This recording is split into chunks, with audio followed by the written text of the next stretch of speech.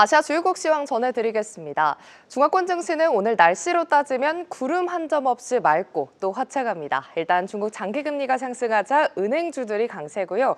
이 밖에 전고체 배터리단에서도 힘이 강하고 또 테크주 열기가 오늘도 식지 않으면서 분위기가 좋습니다. 다만 이제 종목별 수단매가 빠르게 돌면서 지수가 강하게 튀진 않는 모습입니다. 이 시각 현재 강보합권 내에서 움직임 보여주고 있습니다.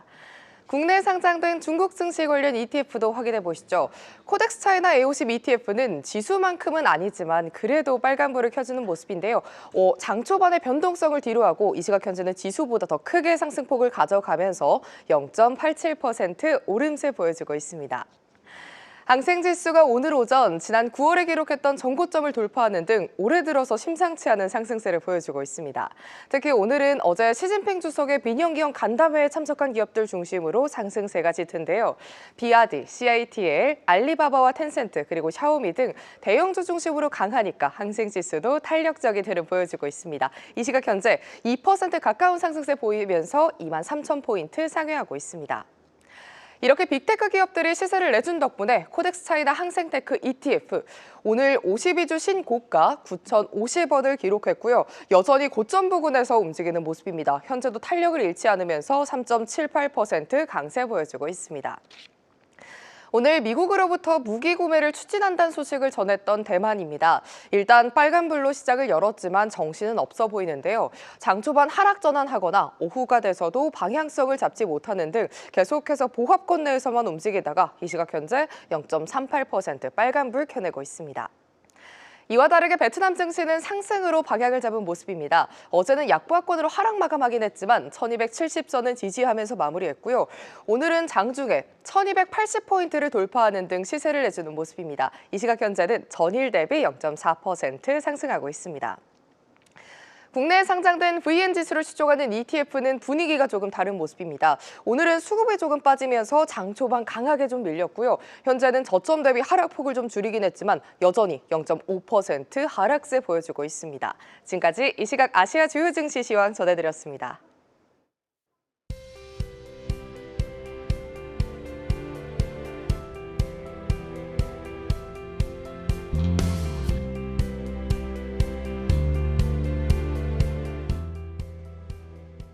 네, 오늘은 베트남 시장 소식 들어봅니다. 하나증권 김근하 연구원 전화로 연결되어 있습니다. 연구원님 안녕하십니까? 네, 안녕하십니까. 하나증권 리서치센터 김근아입니다. 네, 우선 오늘 이 베트남 시장 상황부터 좀 들어볼까요? 네, 물론 오늘 말씀드리기에 앞서서 어제부터 간략하게 좀 말씀을 드리면 네. 17일 VN지수가 마이너스 한 0.26% 하락한 1272.72포인트로 마감을 했습니다. 우선 1차 저항선으로 여겨지고 있는 1280선 구간을 앞두고 차익 실현 매물 좀 출혈했다라고 보고 있고 업종별로는 통신 서비스, 헬스케어, 소재, 유틸리티 아웃퍼폼한 반면 소비재, 부동산, IT, 에너지 등 언더퍼폼을 했습니다. 종목별로는 베트남 투자개발은행, 마산그룹 등 대형주 위주로 하락하면서 지수 하락을 좀 유도를 했고요. 장중 외국인 투자자들은 6천억 동 상당의 순매도를 이어갔습니다. 그 반면 18일 오늘 오전장의 경우에는 전일 대비 0.4% 상승한 1277.82포인트로 마감을 했고 장중 1280선을 돌파하면서 1283.08포인트까지 상승을 했으나 지금은 소폭 조정을 받은 상태입니다. 예.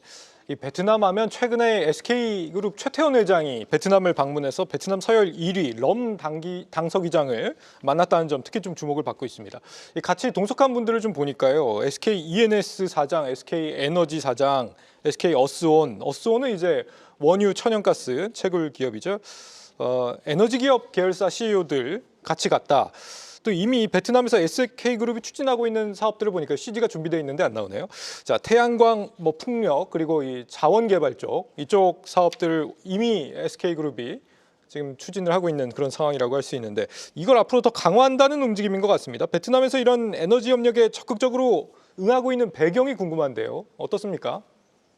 네, 맞습니다. 우선 말씀 주신 것처럼 지금 최태원 SK그룹을 포함한 다수 계열사 그룹의 사장들이 좀 함께를 했는데요.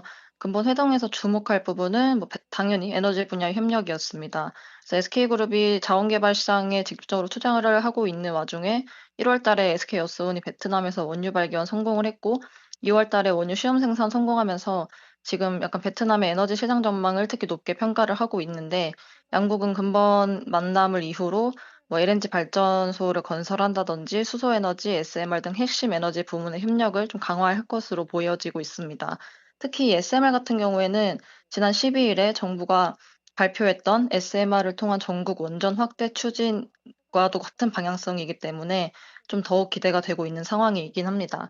그래서 외에도 SK그룹이 지금 베트남의 AI, 뭐 물류 등 전략적 사업으로 삼고자 하는 분야들에 대한 투자 의사를 좀 밝힌 상황인데 실제로 투자가 이어질 경우 베트남의 제조업 첨단화는 물론 경제 전반에 좀 긍정적으로 작용을 하겠다라고 판단을 하고 있고 해당 이슈와 관련해서는 우선 저희는 철강, 재생에너지, 인프라 등 관련주에 주목을 하고 있습니다. 물론 철강 같은 경우에는 미국 관세 부과 여파를 당장은 좀 피할 수는 없겠지만 장기적 관점에서 보자면 수출 구조 다변화 및 관세 평준화에 따른 경쟁력 회복 그리고 베트남 국내 수요 증가에 따른 회복 여력 역시 충분하다라고 판단을 하고 있고 그리고 베트남의 어떤 투자 배경 같은 거를 좀 살펴보자면 저희는 재생에너지 발전 용량을 통해서 좀 간접적으로 파악을 하고 있는데 2020년에 베트남 내 재생에너지 발전 용량 38기가와트 수준으로 YOY 한 47% 급증을 했고 2023년에는 46기가와트까지 상승을 한 상황입니다.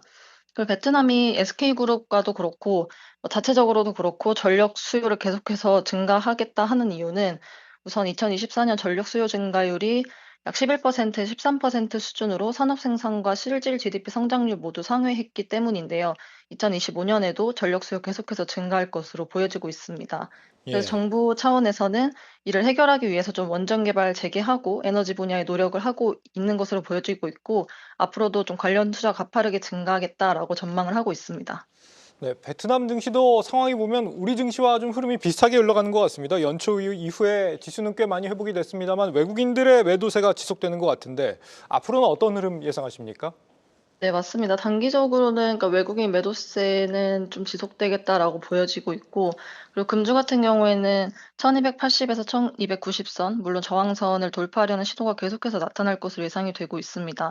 다만 이제 앞서 초반에 말씀드렸던 것처럼 좀 지금은 대형주 중심의 하락세가 두드러지고 있기 때문에 관련 저항을 계속해서 있다라고 보고 있고, 다만 지수에서 지금 큰 비중을 차지하고 있는 은행, 뭐 부동산 등의 대형주 매수세가 재차 확인될 경우에는 상승 여력은 다시 높다라고 보고 있습니다.